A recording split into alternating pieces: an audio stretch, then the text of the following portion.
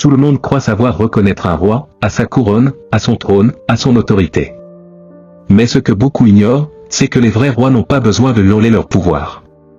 Ils observent, se taisent, et quand vient leur heure, ils n'ont pas besoin d'annoncer leur arrivée. L'histoire que vous allez entendre n'est pas un conte, ni une légende. C'est la vérité nue, celle d'un homme méprisé, ignoré, humilié, jusqu'au jour où la vérité a frappé comme un coup de tonnerre dans un ciel trop calme. Perché au sommet d'une colline dans l'état d'Enugu, une somptueuse maison blanche, cernée de jardins parfaitement entretenus, dominait le paysage. C'était l'emblème de réussite d'une famille puissante, riche, et profondément arrogante. À la mort du patriarche, ses enfants, 3 fils et une fille, s'empressèrent de s'installer dans la maison, se partageant les affaires et les richesses sans même attendre la lecture du testament. Le monde leur appartenait. Ou du moins, c'est ce qu'ils croyaient. Parmi les domestiques, un vieil homme silencieux fit son apparition. On leur dit qu'il avait été recommandé par leur père lui-même. Il vivait dans la petite cabane près de la grille principale. Il nettoyait, surveillait, ouvrait et fermait les portails, en silence. Pour les enfants du patriarche, il n'était rien. Juste un vieux gardien de plus. L'aîné l'humiliait avec des ordres méprisants. Le deuxième se moquait ouvertement de lui. La fille l'ignorait comme s'il n'existait pas. Seul le Benjamin gardait une distance polie, mais sans affection. Et pourtant, ce vieil homme voyait tout. Chaque dispute, chaque transaction douteuse, chaque trahison. Il notait dans sa mémoire chaque erreur, chaque preuve d'indignité. Un jour, alors que la famille se rassemblait dans le grand salon pour discuter des affaires, un homme élégant fit irruption. L'avocat du patriarche. Son retour, inattendu, glaça l'atmosphère. Il sortit une mallette, s'assit calmement et annonça. Il est temps de lire le testament. Les enfants, d'abord amusés, furent vite pris au piège de leur certitude. L'avocat lut un passage qui foudroya la pièce. Je lègue l'ensemble de mes biens à mon frère aîné, le véritable bâtisseur de notre empire. Un silence lourd tomba. Frère aîné? Personne ne comprenait. Jusqu'à ce que l'avocat désigne la porte. Le vieux gardien entra. Lentement. Calmement. Les yeux toujours paisibles, mais avec une force nouvelle. Ce vieil homme était le frère aîné du patriarche. Le vrai fondateur du patrimoine familial.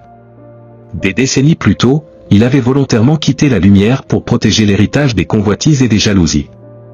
Il avait laissé son jeune frère récolter la gloire, à condition que les biens soient préservés jusqu'à son retour. Et ce jour était arrivé. Les enfants, stupéfaits, furent confrontés aux preuves, documents légaux, lettres, photographies, contrats. Tout confirmait que le vieil homme était depuis longtemps le propriétaire légal. Ils n'étaient que des usurpateurs inconscients. Mais au lieu de les expulser, le vieux fit quelque chose d'inattendu. Il leur laissa la maison. Mais avec de nouvelles règles. Vous resterez ici, mais pour servir. Non pas moi. Vous allez apprendre à servir ce que vous avez méprisé. Chacun reçut une mission. L'aîné fut envoyé comme manutentionnaire dans un entrepôt. Le deuxième devint comptable bénévole dans une école délabrée. La fille fut placée dans une coopérative de femmes rurales.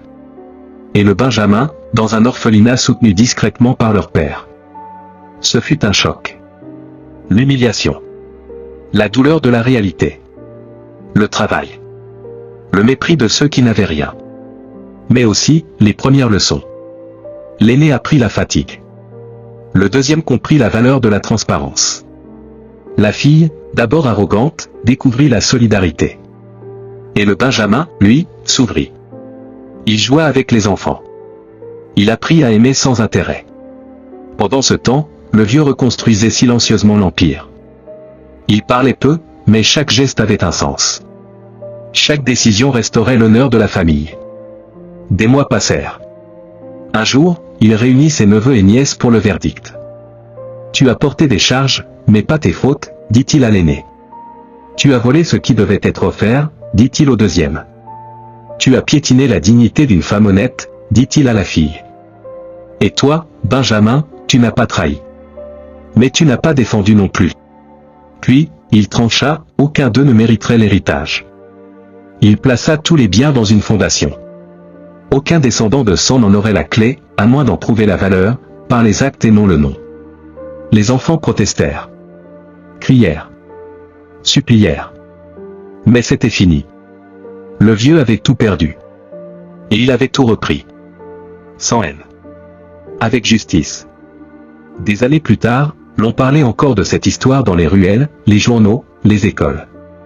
On racontait comment un vieil homme que personne ne regardait avait restauré la vérité d'un empire. Il transforma la maison en orphelinat, les entreprises en coopératives. Son nom devint une légende vivante.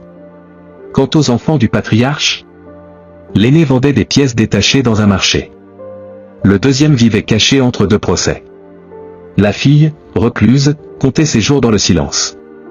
Seul le Benjamin avait trouvé un semblant de paix, loin de tout, dans l'humanitaire. Et le vieux, il s'éteignit tranquillement dans la cabane où tout avait commencé. Le sourire aux lèvres.